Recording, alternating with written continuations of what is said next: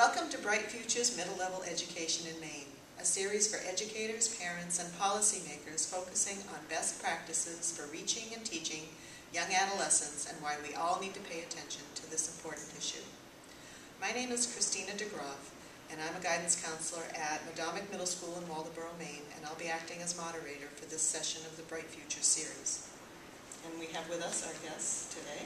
I'm Mary Callan, and I have been an educator at the middle level for over 30 years and currently teach at Thomas College in their master's program in education. And I'm Jill Spencer. I was a middle school teacher for over 30 years, and now I work with teachers and educators across the country and do some writing.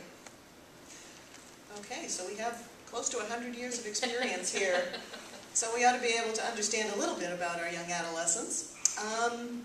Today our segment's going to focus mostly on the physical, cognitive, and social and emotional characteristics we can expect to see in our young adolescents, and some of those unique needs and why it's critical to recognize and understand them.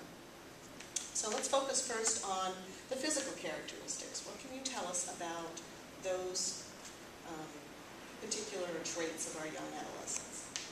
Well, I think often we make a mistake and think about middle level kids as just being either larger versions of elementary, small kids, or miniature versions of high school kids, and they're really not. They're very unique. The 10 to 15-year-old age span is when many, many changes are happening, and all the things that you just talked about, Christina, about their physical, their cognitive, emotional, and social development. And there's probably more change happening in that short period of time than at any other time in their life, except for when they're little tiny babies, so in their first year of life.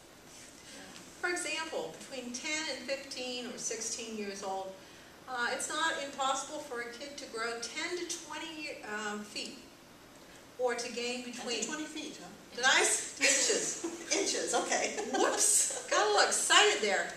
Or to gain between 20 and 50 pounds.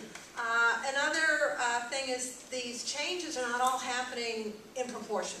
The kids' noses are getting bigger than their face, and their ears are getting bigger, and their hands, which they were used to having here, are now here, and so they're knocking things over, and people are thinking they're just being sloppy and uncareful, but they really think their hand is here, but it's there, and they don't know where they are in space. Same with their feet. That's why we see kids that are clumsy, they're difficult. So in the classroom, when they're knocking things over and they're looking around and seeing the differences among each other, that's a perfectly normal thing to happen for our young adolescents. Absolutely, and we have to remember as teachers that, okay, when a kid knocks something off the desk, it is not necessarily on purpose. It could have been really an accident, just due to the changes physically. Right. So what are some of the really critical things that we need to know about their cognitive development? Can you give me maybe the 5 top things that we need to know? Well, first of all, their brain is not yet fully developed. And just because they may look like they're an adult, oftentimes by the time they're, for example, in 8th grade, particularly females, but also males, they look like they're fully developed human beings. Their brain is not.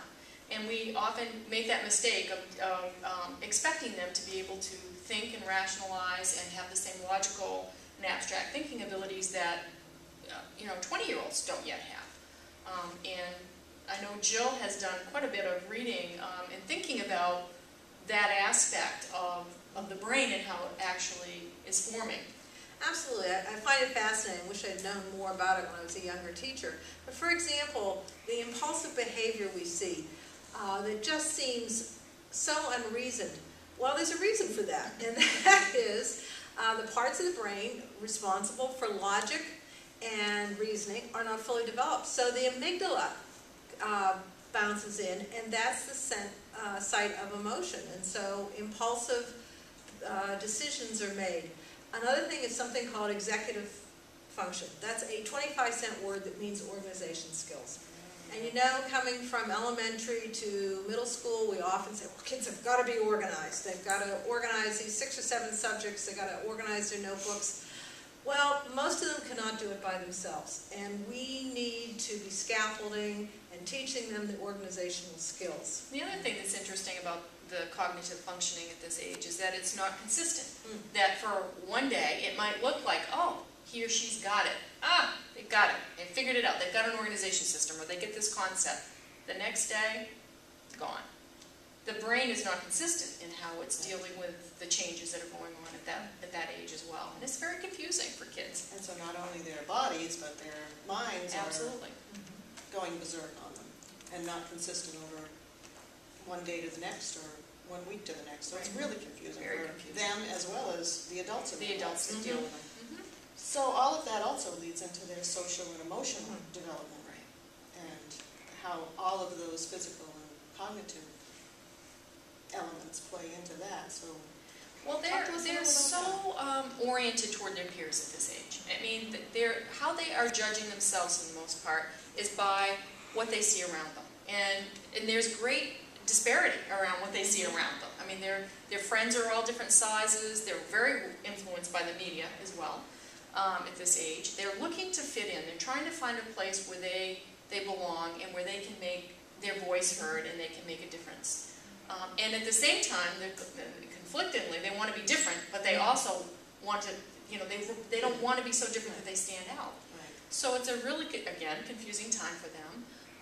And they are going through so many physical changes that they are oftentimes very self-conscious about what they look like, and are focused so much on that anything else around them almost doesn't even exist from time to time. They're trying to, just to add to that, they're trying to figure out who they are. And so they're developing their own sense of independence. And so they want to push parents away, but yet they want to be close to their parents. They want to push their teachers away, yet they want their teachers to like them. So it can be tumultuous for them on the social emotional end. well, that's wonderful information, and I'm sure it's really a good beginning for some people and really a good reminder for some of us who have been in the education business for a while. I want to thank you both for joining us here today. It's been a wonderful experience. I want to